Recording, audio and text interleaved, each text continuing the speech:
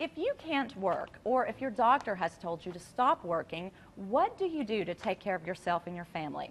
Richard Gordon from Dell Buchanan and Associates is here to tell us about that. Richard, thanks for being here with us. Thank you, Heather, for having me here. Well, we're going to talk a little bit today about Social Security disability. Why is this topic so controversial, at least in the political world?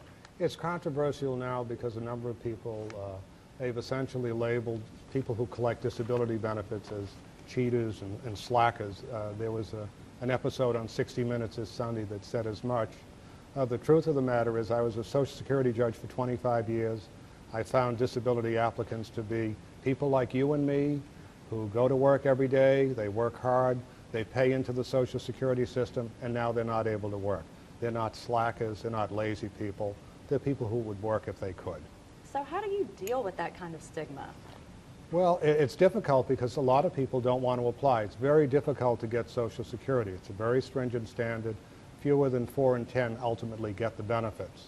So it's those that some people would say are the truly disabled. It's a complex program. The laws change every day. There are hundreds of regulations, and that's why you need a skilled lawyer to handle your case. You just simply can't do it on your own. Right. Well, I'm sure you've seen many cases. What, out of all your experience, what are the indications that you see that will pretty much guarantee someone getting Social Security disability? The main thing is that your doctor has told you that you're not able to work anymore because you have a medical, physical or mental impairment that's diagnosed. So you have to have something wrong with you, and you have to have treatment. So if you have those two things, that's how you get disability. You just can't walk in and say, well, I hurt or I'm depressed without the medical evidence to support it.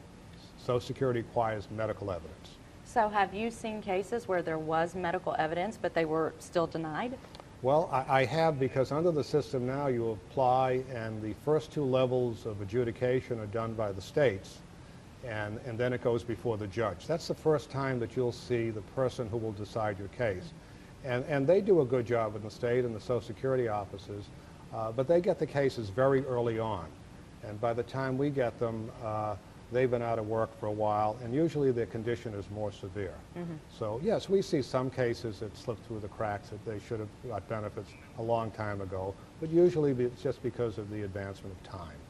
Well, we've been dealing with a government shutdown. How is that affecting? Well, I'll give you an example that in the Chattanooga hearing office, where I used to be chief judge there, we had 72 employees, including 10 judges. And up until 2 days ago, they had the 10 judges holding hearings with court reporters and then 3 other employees. And that's all you had. So were the hearings being held? Yes. Was anything else going on in the office? No. So decisions weren't being written. Nothing else went on. You just had the hearing, which creates yet another backlog. And it's already about a 14-month backlog.